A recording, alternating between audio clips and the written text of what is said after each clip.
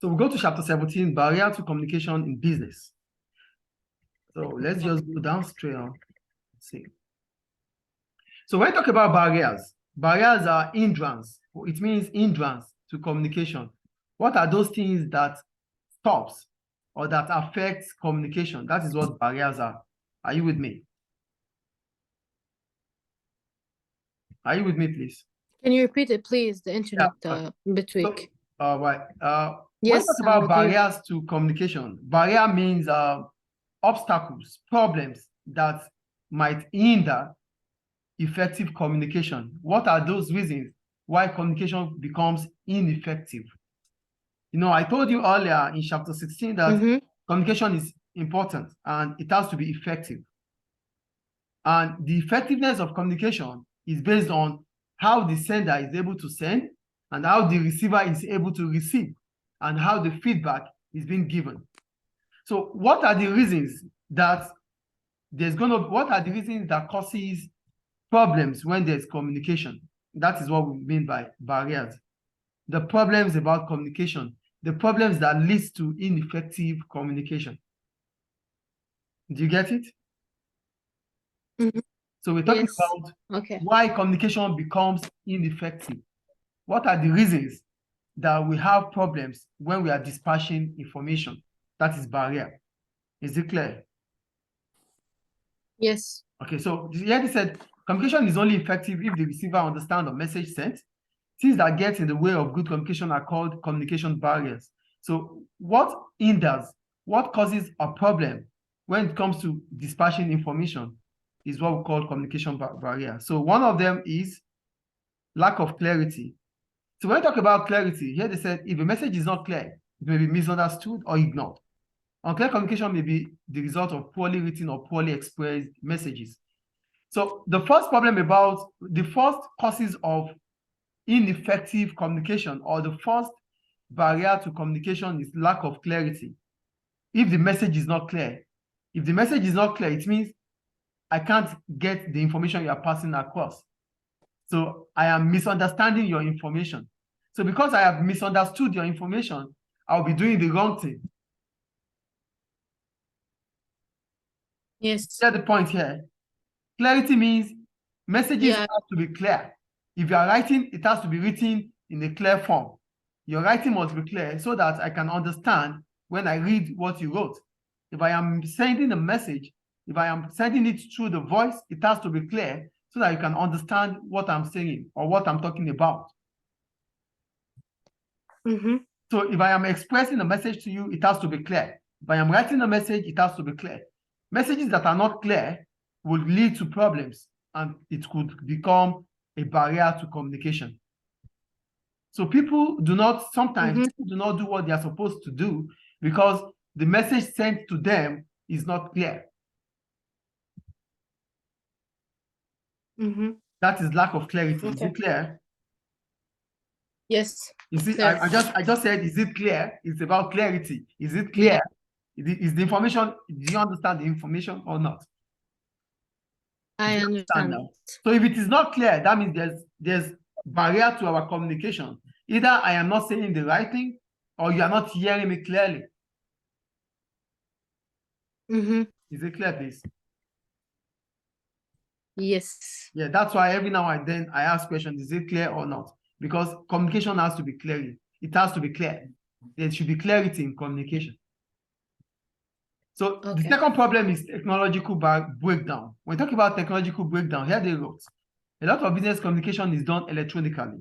If technology is faulty, communication may become unclear or break down. So we are using a Zoom class here now. If there's network problem or there's technological problems within what we are using, you're not going to get me clearly. I am not going to understand what you are saying, even if you're asking a question. So because these things are done electronically, a faulty one will lead to a problem in communication. So technological breakdown is a problem in communication. How is it a problem in communication? When there's technological breakdown, it means messages becomes unclear. It means there's breakdown between the links at which we are communicating, and that is a problem. Mm-hmm. Is it clear, please? Yes, it's clear. Yeah, the third one, poor communication skills. Here we're talking about how you are dispatching your information, the ways in which you are expressing yourself, the way in which you are dispatching the messages to the receiver. It could be the problem. So look at what they said here. Some people may have poor communication skills. Here are some examples. When communicating verbally, some people may have a limited vocabulary or may not be able to make themselves understood. They may speak with very strong accents or use informal language. Customers sometimes complain that they cannot understand people when they are put through to staff working in an overseas call center. This may be owing to customers' unfamiliarity with the accent. So sometimes we have problems about how we express ourselves verbally. So the kind of English you use, the kind of grammar you use, the kind of vocabulary you use, it's also a problem. Sometimes it becomes difficult for us to break down information. So if I am unable to break down the information, then you might not be able to understand it. Do you get the point here? The point about communication skills is that sometimes the sender doesn't have that skill to dispatch the information. So because the sender doesn't have the skill to dispatch the information, to make it understandable for the receiver, then there's communication problem. So whatever information you are passing across, the information must be understood. If it is not understood by the receiver, then there's no effective communication.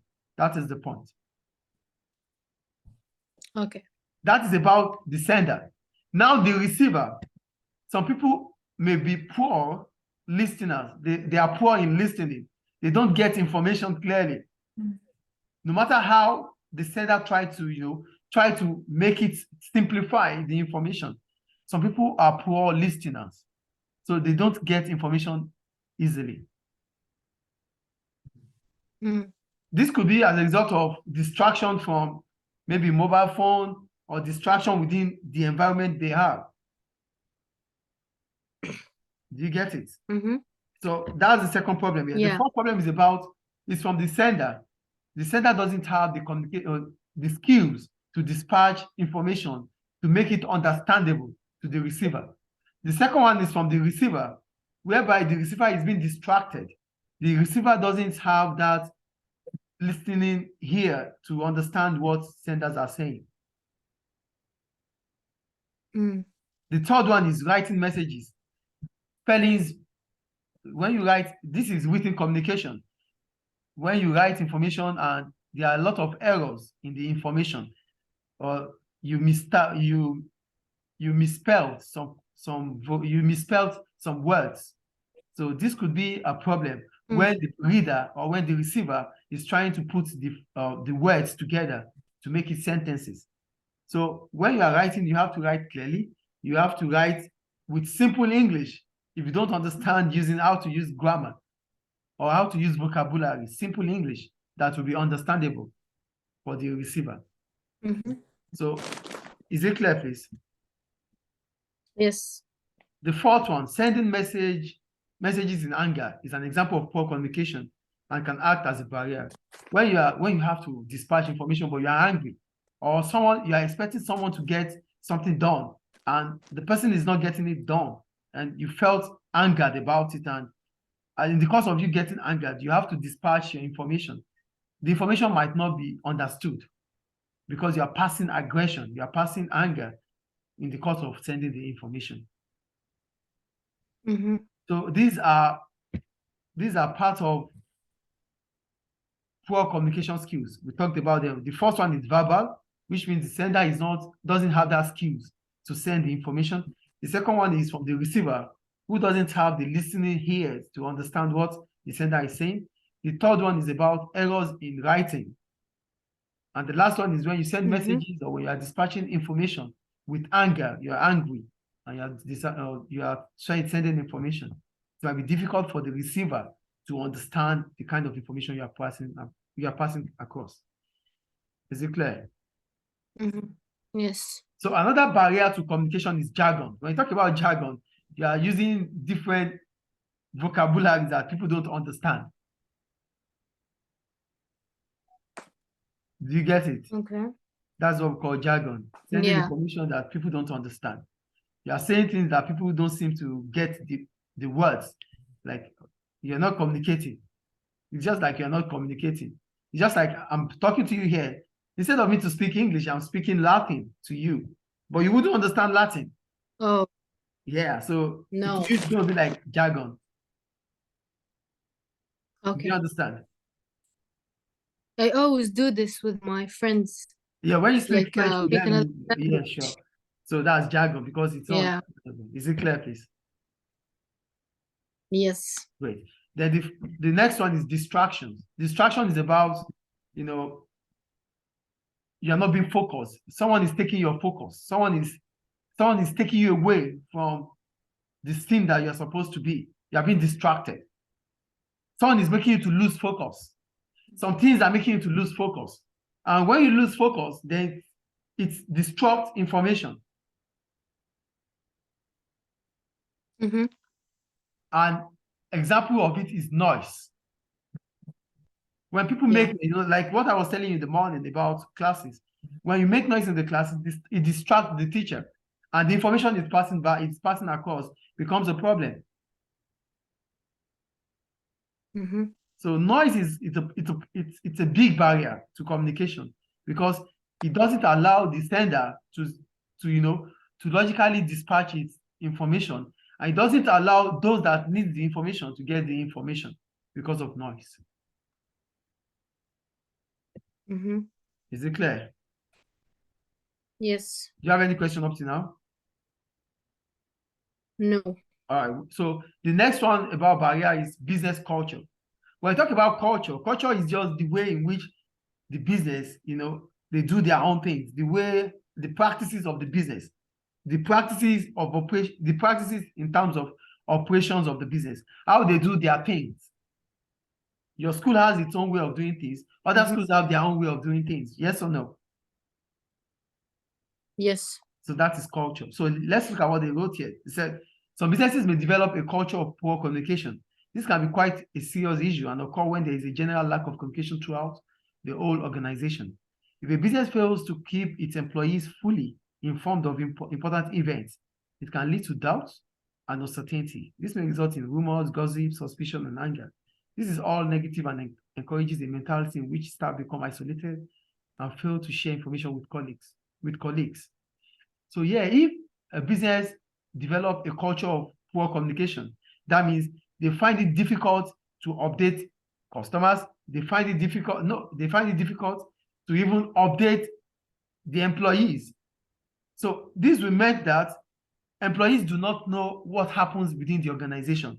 They lack information. They don't know what happens in the organization. As a result of this, they go with rumors, they go with gossips, they go with suspicion, like, oh, is it happening? Are you sure it's happening? We don't know. What is the next thing that is happening? So because they don't have deep knowledge about what the happenings in the business environment or in the working environment, they go about trying to get information through gossip, trying to get information through rumors. And this could lead to, anger. This could lead to demotivation. So it becomes a problem to communication. It becomes a problem within the organization. Workers are not being informed about what is happening. Managers are not giving information to the directors. Directors are not updating the managers. The managers are not updating the supervisors. Then there's a problem. This is culture of poor communication. That means the practices in that organization is about poor communication. They're not doing the right thing in terms of giving information. That is business culture. What they practice poor communication. That is what it means. Is it clear? Yes. Yeah. The next one is the long chain of command. When we talk about long chain of command, here we're talking about the kind of hierarchy within the organization. If it is long chain, it means messages might get too long, might take too long before it gets to subordinates. Mm-hmm. So if messages takes too long to get to subordinates, at that point in time, at the point that it's going to get to the subordinate, it might have lapsed. It might not be useful anymore. Mm-hmm. Let me just cite an But what can example. cause Let me just this? cite an example now. Maybe the director needs maybe the manager needs the supervisors to tell maybe in the marketing department. So the marketing manager needs to pass information to the marketing officers or the salespeople that they have to go dispatch certain products to a customer. But they didn't get the information as at when due. So they are supposed to deliver on Sunday, but Sunday is gone. They only got the information late night on Sunday. That means they have to deliver on Monday. Delivering the message on Monday to the customer, it doesn't work anymore because it is late already. Yeah. You get the point here? When there's long chain command, it means that the hierarchy is tall. Information might not get to the point where it's supposed to get to at the right time. And when information doesn't get there at the right time, it means the receiver will not be able to use the information at the right time. Mm-hmm. Or but what can cause this? You said what? What can cause this to happen? Yeah, because there's a long chain of command. That means you have a lot of managers, you have a lot of directors, you have a lot of supervisors. Uh-huh. Okay. So when you have numbers of when you have many supervisors or managers, information decisions take time to generate. Mm-hmm. Let me start another example for you. If I have to pass information to you, and you have to pass the information to someone else has to pass the information to someone else. The longer the information goes, the more inaccurate it becomes. One way or the other, you will be missing an information. The other one will be missing an information. Before it gets to the final destination, a lot of information would have been missing. Yes. Do you get it? Yes, I got it. So when I have to pass information to different kind of people at different points in time, so the longer the information takes, the more it becomes inaccurate or unclear. Mm-hmm. Because it's going through a channel. Because it's going through that channel, one way or the other, one person out of those people might be missing some information. Mm-hmm. The next barrier to communication is using the wrong medium. When we talk about the wrong medium, it means the channel at which you are passing the information. You have to pass information based on the appropriate channel. If I have to speak to you, if it's going to be an interview, I have to use a face-to-face information. I have to see you one-on-one to talk to you. So we have to understand the kind of communication system we are using, and based on the kind of information we are passing across. So the kind of information we are passing across will determine the medium of communication we use. We must use the right communication medium for the right information. If not, it becomes a barrier. It becomes a problem. Mm-hmm. Do you get using the wrong medium here? When you're supposed to use using the wrong medium, when you're supposed to, it means you are using a wrong method of communication to communicate. Where you're supposed to use face-to-face, you are using with writing. When you're supposed to use electronic, you are using face-to-face. Mm-hmm. This is what we call using the wrong medium. Is it clear? Yes. So you have to understand the media you use. You have to understand the method you have to use when you are dispatching information. For example, confidential information. Okay. When you're talking about confidential information, this information, it means information that someone else must not see, except for the receiver, the owner of the information. So it is confidential. Yes. You should understand the kind of media or method you use. Mm. Do you understand? Yeah. Okay, so that's about sensitive information should not be communicated face to face. It is sensitive. It's an information like, okay, maybe I want to get, maybe I need to face a disciplinary committee in the school because I have done something wrong in the school. Someone else must not tell me. Do you understand? Mm-hmm. So, Yeah. do you get the point? I should get the information immediately from the source, not like someone else is telling me about it. It should be from my subordinate or my supervisor. It should be from my manager telling me immediately, and it has to be face to face. Yeah, I got it. All right. So that's about that. So we scroll down. Here they said barriers to communication.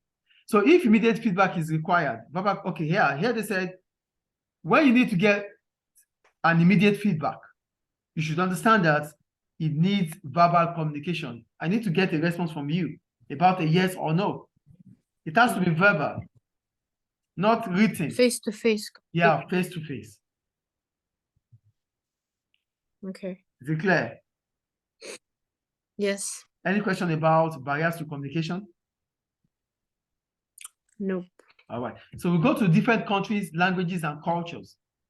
So here, language, culture, it's also a barrier to communication.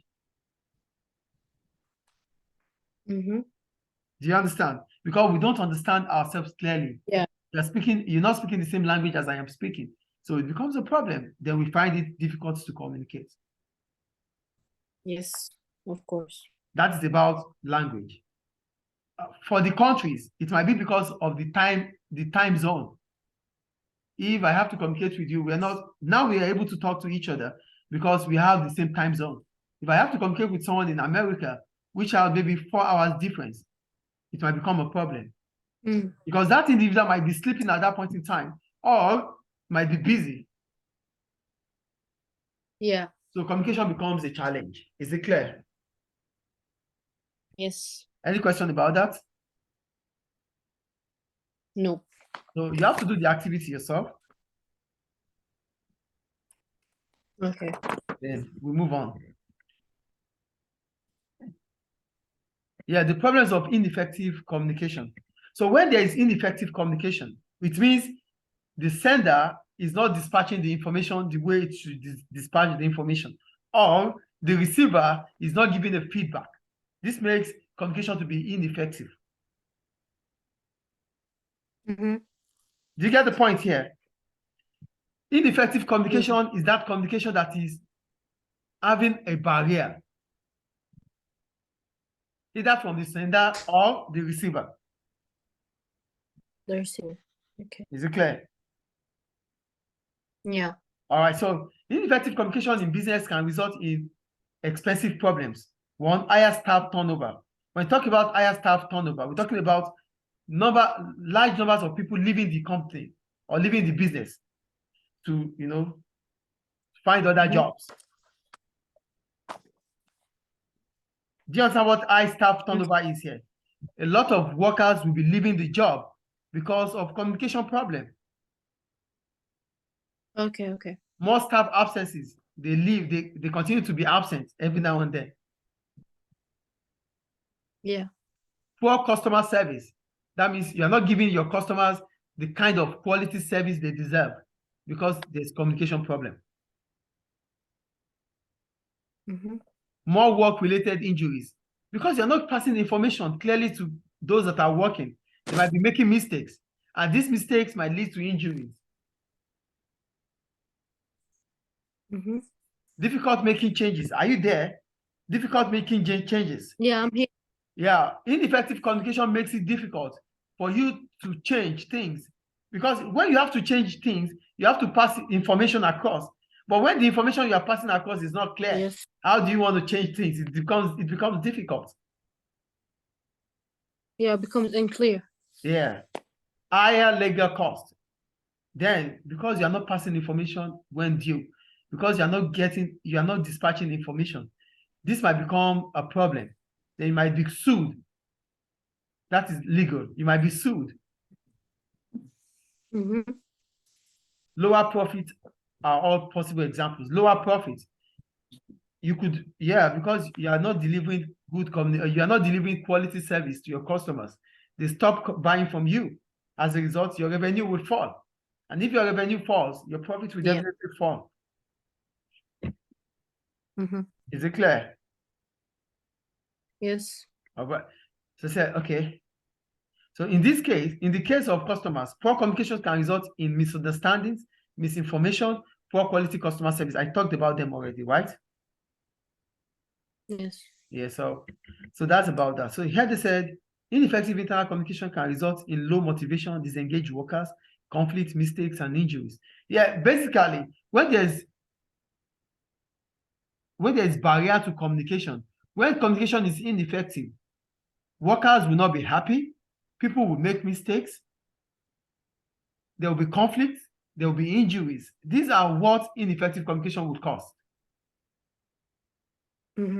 Any question about that? No. All right. Companies with good internal communication enjoy 47%. The list below shows data related to poor internal communications in US companies in 2014. It's a case study. Let's just, don't worry about that. Then poor communication, that's activity 2. Let me see. For activity 2, yeah, you have to do activity 2 yourself too. Okay. I do them and I send it to you. Yeah, you can, yes. Or I see it when I come around tomorrow. Okay. So now that we've talked about barriers to communication, we have talked about the effect of ineffective communication. Ineffective communication will make workers to be unhappy. Ineffective communication will make workers to want to leave the organization. Ineffective communication would make businesses to make less profit. So that's these are the effects of ineffective communication to a business. I think that is clear.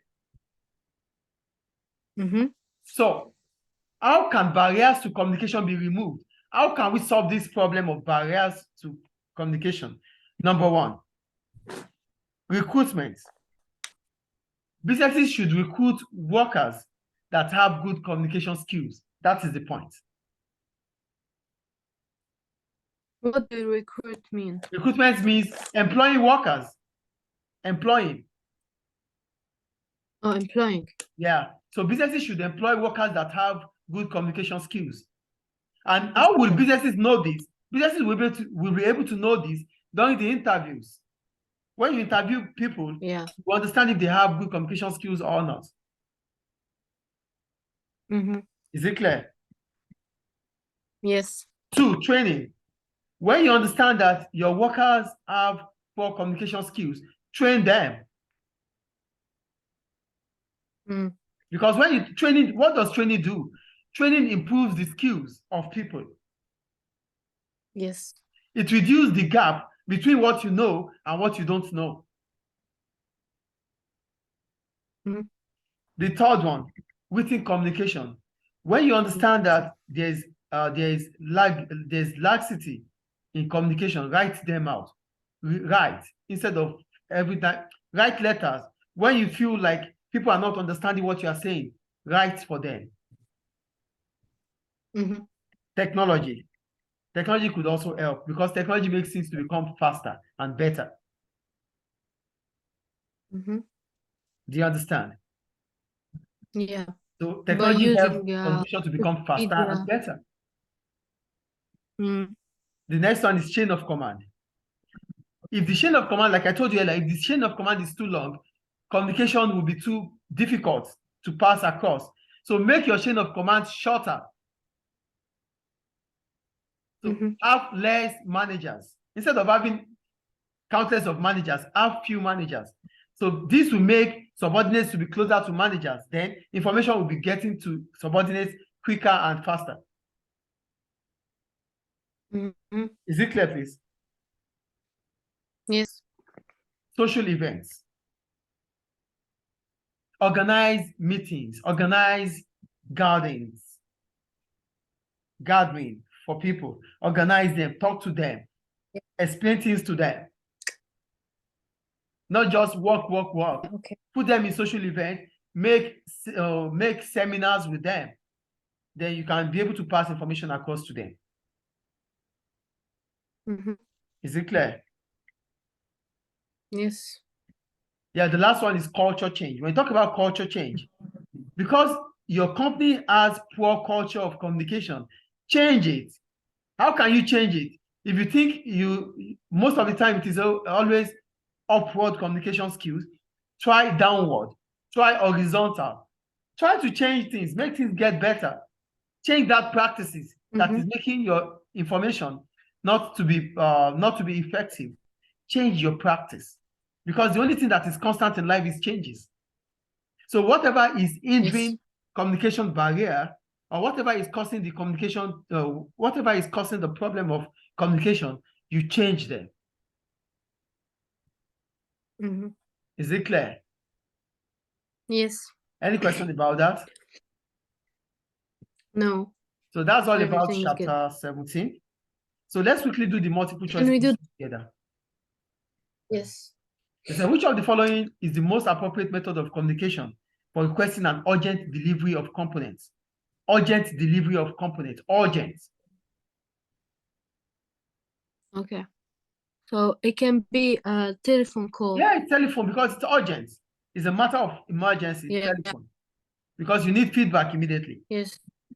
2, which of the following communication needs to be supported with a document? An online job advert, a request to an employee to stay an extra 10 minutes to complete an order, a job offer, a presentation to potential customer. It needs to be supported with a document. It can be a job offer. A job offer. Or a presentation to potential customers, I think. A presentation to potential customers. How does it need a supported document? It's wrong. Yeah. It's a job offer. It's a job offer. Yeah. A job as offer, I yeah. said. So we're not just going to tell you that you have given you the job. We need to support it with a document. Employment letter. Yeah. Is it clear? Question 3. Yes. Which of the following is most likely to be a barrier to communication? Barriers to entry, the use of jargon, employing a flat organizational structure, every reliance on electronic means of communication, the use of jargon. The Right? use of jargon. Yeah. Is it clear, Yes. right? And the last one here. Yeah. A business with a flatter organization will experience slower communication through the chain of command, quicker communication through a chain of command, development of poor communication skills among senior management, difficulties in training staff in communication skills. When I talk about flatter organization structure, it means a shorter one. So what would that? It's gonna be the B. B, quicker communication through the chain of command. Yeah, that's it. So you have the case study also to do, and that's the end about chapter 17. Any question about it? No. I just want to know, like, for example, in past papers, what can be questions about this chapter? The questions will be based on communication. These questions that you see, these are the ways the questions will come. Let me end this one first. Let me end this class, okay?